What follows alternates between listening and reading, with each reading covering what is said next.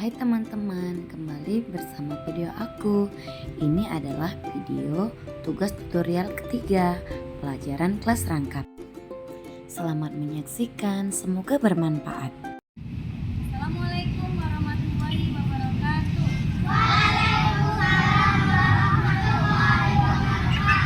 Apa kabar semuanya?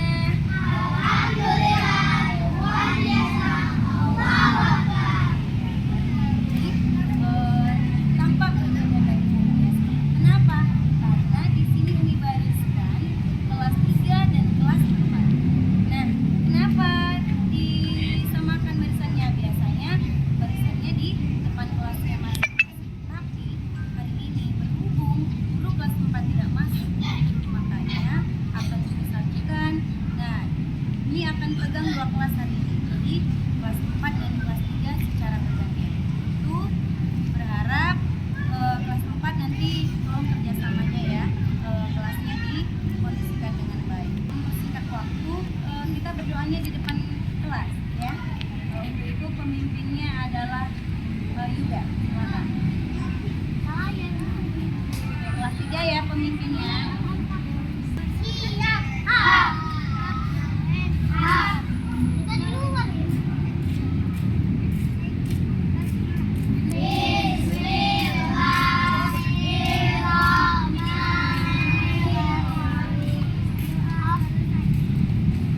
Setelah tadi dipimpin oleh temannya berdoa sebelum masuk kelas, semangat ya, tepuk semangat.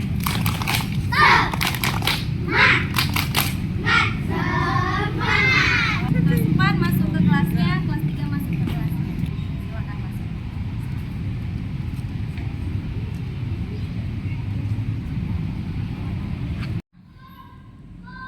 Assalamualaikum anak-anak. Sekarang kita masuk ke pelajaran IPA ya hari ini.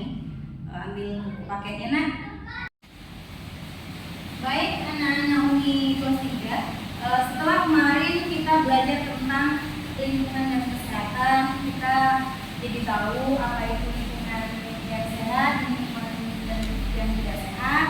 Kemudian kita jadi tahu tentang bagaimana cara memelihara lingkungan. Nah, hari ini kita akan belajar tentang wujud benda. Adapun tujuan pembelajarannya sudah menandakan ya. Tujuan setelah kita mempelajari tentang wujud benda dan sifatnya, yang pertama anak ini jadi memahami perbedaan antara wujud benda padat dan benda cair. Kemudian setelah mempelajari ini nanti anak ini jadi tahu sifat-sifat benda berdasarkan wujudnya, baik benda padat maupun benda cair. Nah, kali ini kita akan mempelajari benda padat. Jadi benda padat ini sifatnya yaitu yang pertama memiliki bentuk dan volume. Kemudian yang ketiga, yang keempat dapat berubah wujud menjadi cair atau benda. Kemudian ada benda padat yang lunak dan ada benda padat yang keras. Jadi benda padat itu terbagi dua. Yang pertama ada benda padat yang lunak dan yang kemudian ada benda padat yang keras. Dan yang terakhir yaitu dapat digenggam. Benda padat itu dapat disentuh, dapat digenggam. Nah, yang kedua yaitu benda cair. Benda cair ini juga memiliki sifat-sifat tertentu. Nah, ciri-ciri tertentu benda cair yang pertama yaitu bentuknya berubah mengikuti wadahnya. Nah, mari kita lihat beberapa benda yang Umi pegang. Nah, di sini ada botol, di sini juga ada botol. Botol ini memiliki bentuk yang berbeda. Nah, dari ketiga botol ini memiliki model yang berbeda. Jadi, ketika Umi masukkan benda cair ke dalam botol yang berbeda ini, maka benda cair tersebut akan mengikuti wadahnya. Sifat yang kedua yaitu volumenya tetap. Nah, kemudian yang keempat, bahwasanya benda cair itu sifatnya mengalir dari tempat yang tinggi menuju tempat yang rendah. Pernah lihat air terjun? Dan yang keempat dapat melarutkan benda. Nah, ini berlaku pada teh manis, ya kan? Pernah minum teh manis? Pernah ya. Kenapa dia rasanya manis?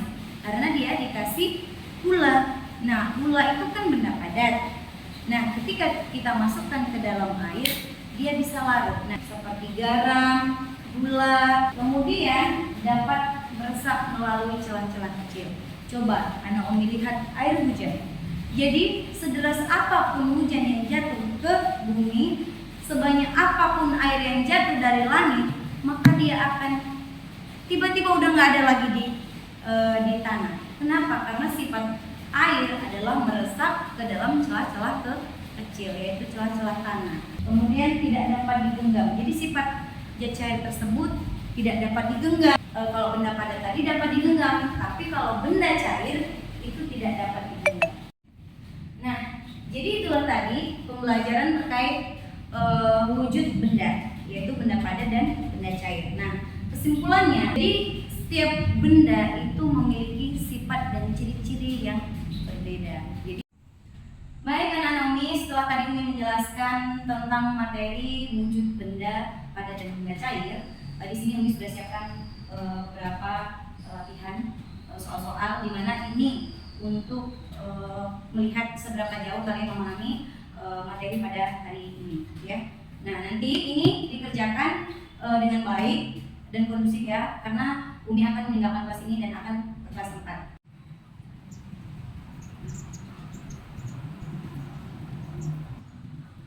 Baik kelas 4, hari ini kita akan belajar tentang kerjasama. Tadi udah dibaca ya bukunya. Iya, ada hal yang tidak dipahami terkait kerjasama? Ada? Iya, nanti kita akan bahas di slide papan tulis ini. Sebelum kita melanjutkan materi tentang kerjasama, Umi mau tanya, apa itu kerjasama? Siapa yang tahu? Oke, iya benar, Ami. Jadi kerjasama itu adalah pekerjaan yang dilakukan secara bersama-sama, benar sekali ya. Nah, ini dia pengertian kerjasama.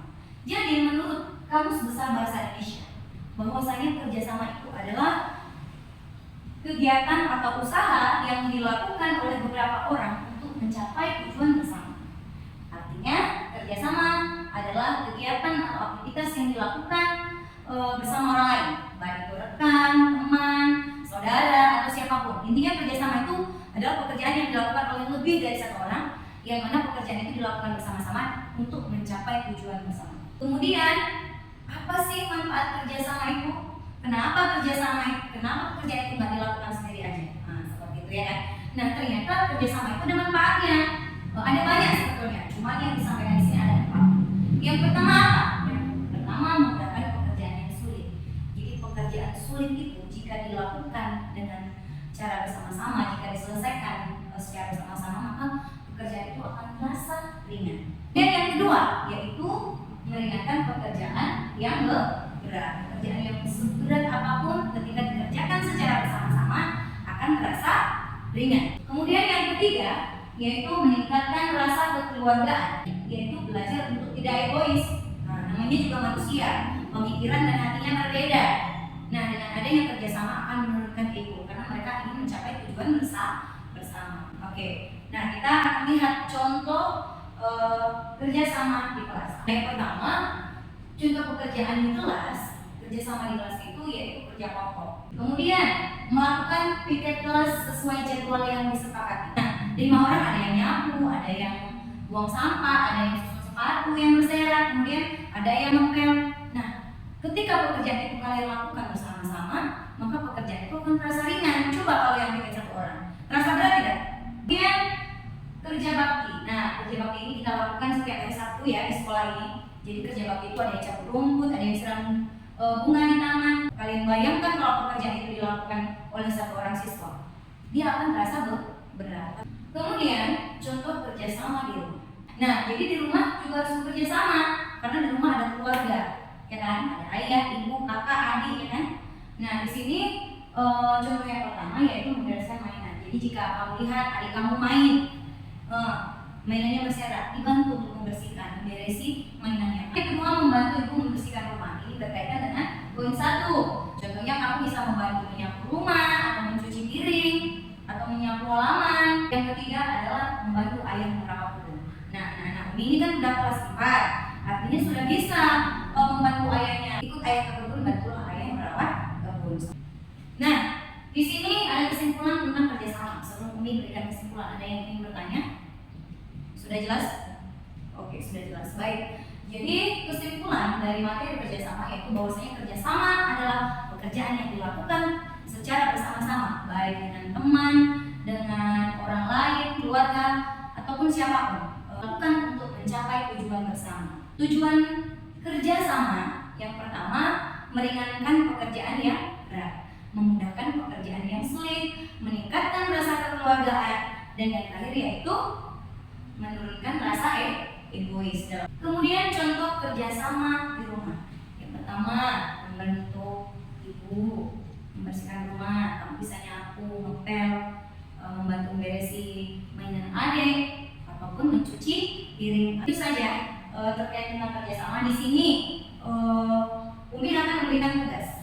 Ya, tugas ini per kelompok. Jadi di sini anak Umi disuruh mengarang sebuah cerita, yang mana cerita tersebut saling berkaitan. Jadi kan kalian 4 orang.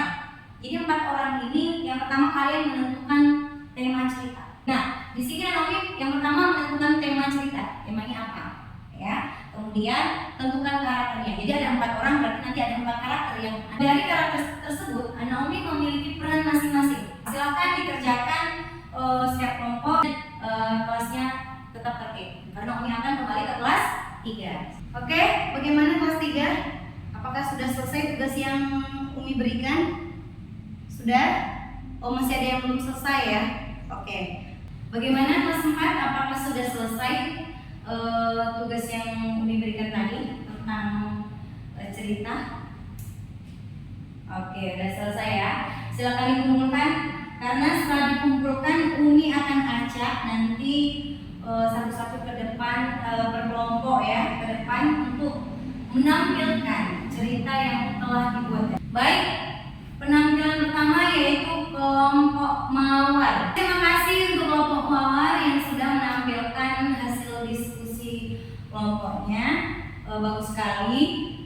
Iya, luar biasa. Ternyata kita ini punya kemampuan untuk mengarang cerita ya. Iya, luar biasa sekali kelas 4. Keren. Tepuk keren dulu. Tepuk keren. 2 jempol untuk kelompok Mawar. Keren, keren, keren. Terima kasih Umi ucapkan untuk anak-anak kelas 4 yang sudah memberikan penampilan terbaiknya dan membuat tugas dengan sebaik-baiknya ya. Semoga pelajaran tentang kerjasama ini bermanfaat untuk kita semua. Nah, sebelum kita menutup pelajaran ini, mari kita berdoa terlebih dahulu. Doanya langsung mengikuti ya. Doa dimulai. Doa selesai. Terima kasih kepada kelas 4 yang sudah mengikuti pembelajaran kita pada hari ini dan mengucapkan Assalamualaikum warahmatullahi wabarakatuh. Bagaimana kelas 3? Sudah selesai semua? Iya, sudah selesai ya. Silakan dikumpulkan di depan tugas-tugasnya. Nah, di sini Umi akan berikan tugas di rumah. Jadi tugasnya apa? Kalian membuat gambar tentang wujud benda padat dan benda cair. Nah, nanti Umi akan bagikan kertas. Di situ nanti kalian akan menggambarkan benda padat dan benda cair. Semakin banyak yang kamu gambar, maka akan semakin bagus nilainya. Seperti itu. Demikianlah pembelajaran kita pada hari ini. Terima kasih anak kelas 3. Semoga apa yang sudah Umi sampaikan pada hari ini bermanfaat untuk kita semua. Amin ya robbal alamin. Sebelum Umi tutup pembelajaran kita, mari kita berdoa terlebih dahulu. Umi akan pimpin langsung ya doanya. Berdoa dimulai. Berdoa selesai. Oke. Terima kasih Umi ucapkan dan Umi sudahi. Assalamualaikum warahmatullahi wabarakatuh.